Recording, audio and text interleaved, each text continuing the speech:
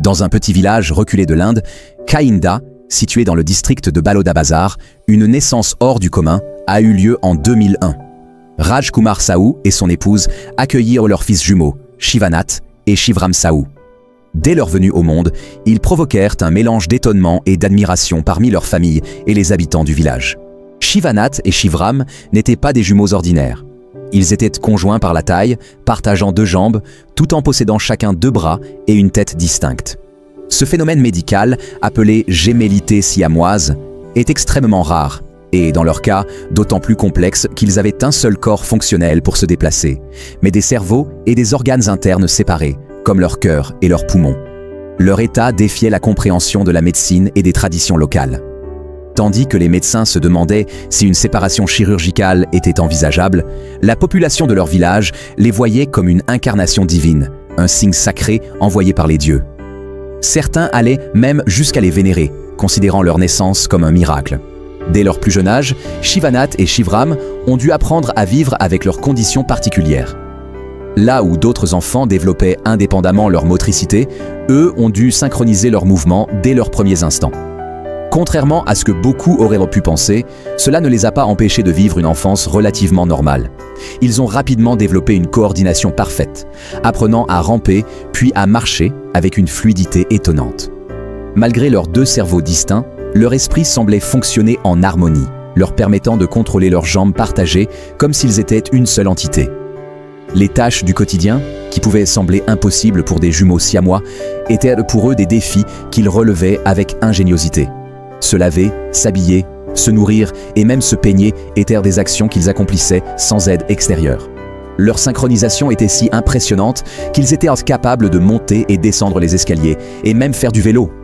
Loin d'être isolés par leurs conditions, ils se mêlaient aux autres enfants du village et jouaient souvent avec eux. Le cricket, sport national indien, était leur jeu favori. Ils trouvaient le moyen de frapper la balle avec précision et de courir malgré leur unique paire de jambes. Leur intelligence et leur volonté les ont conduits à poursuivre une scolarité. Ils fréquentaient une école locale et y excellaient dans leurs études. Les enseignants et leurs camarades étaient impressionnés par leur capacité d'adaptation et leur enthousiasme pour l'apprentissage. À l'adolescence, leur histoire a attiré l'attention de la communauté médicale et des médias. Des médecins renommés ont étudié leur cas et ont suggéré qu'une opération de séparation pourrait être possible. Cela aurait impliqué de redonner une jambe à chacun des frères et de les réadapter à une vie séparée. Cependant, lorsque la question leur a été posée, Shivanath et Shivram ont catégoriquement refusé toute intervention chirurgicale. Nous ne voulons pas être séparés.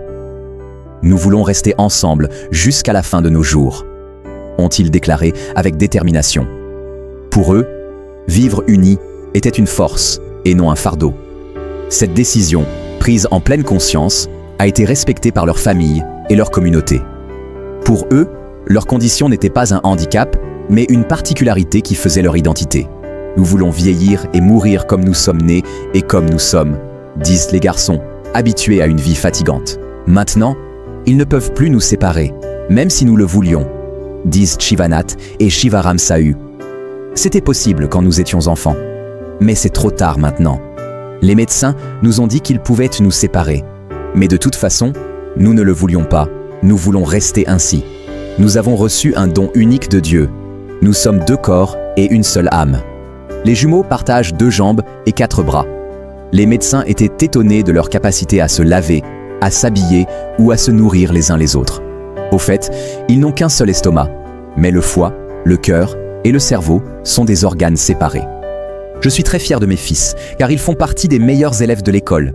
Ils sont appréciés. Leur bonne humeur est insufflée par les garçons. Bien sûr, leur vie est compliquée, surtout pendant la saison des pluies. Quand l'un veut s'asseoir, l'autre doit s'allonger. Heureusement, leurs besoins et leurs envies coïncident presque toujours.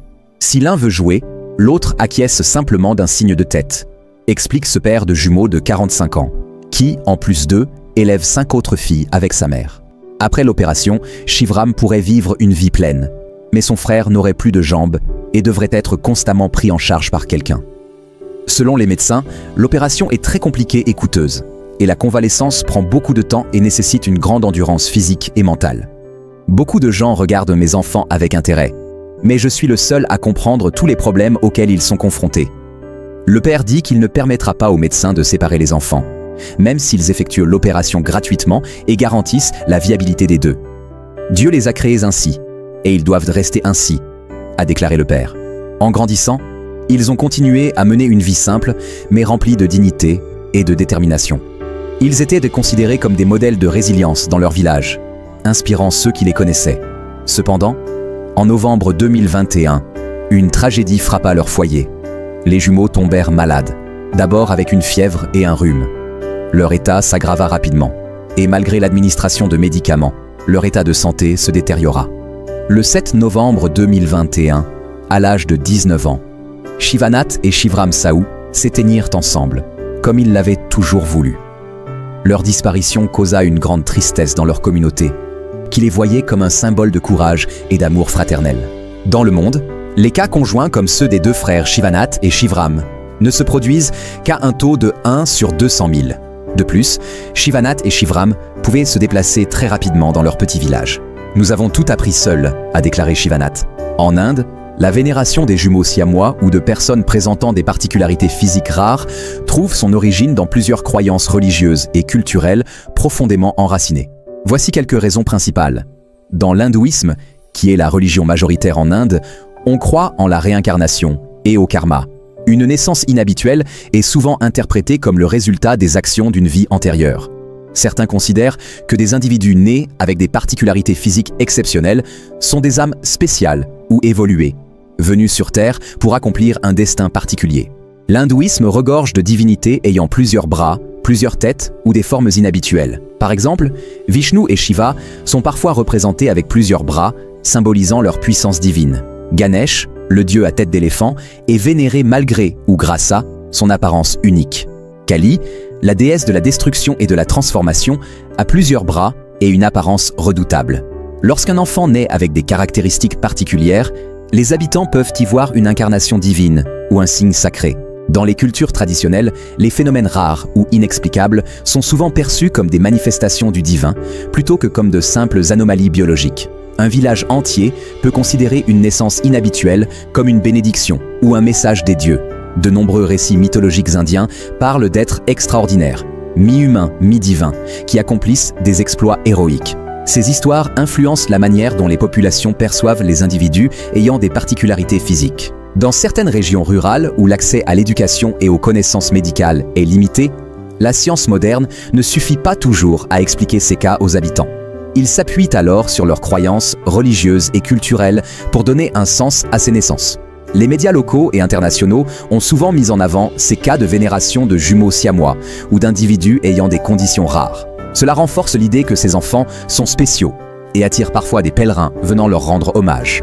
L'histoire de Shivanath et Shivram Sahu dépasse le simple fait médical des jumeaux siamois. C'est une histoire de résilience, de choix personnels et de respect de l'individualité. Malgré les difficultés, ils ont prouvé qu'il était possible de mener une vie autonome et pleine de sens, même dans des circonstances extraordinaires.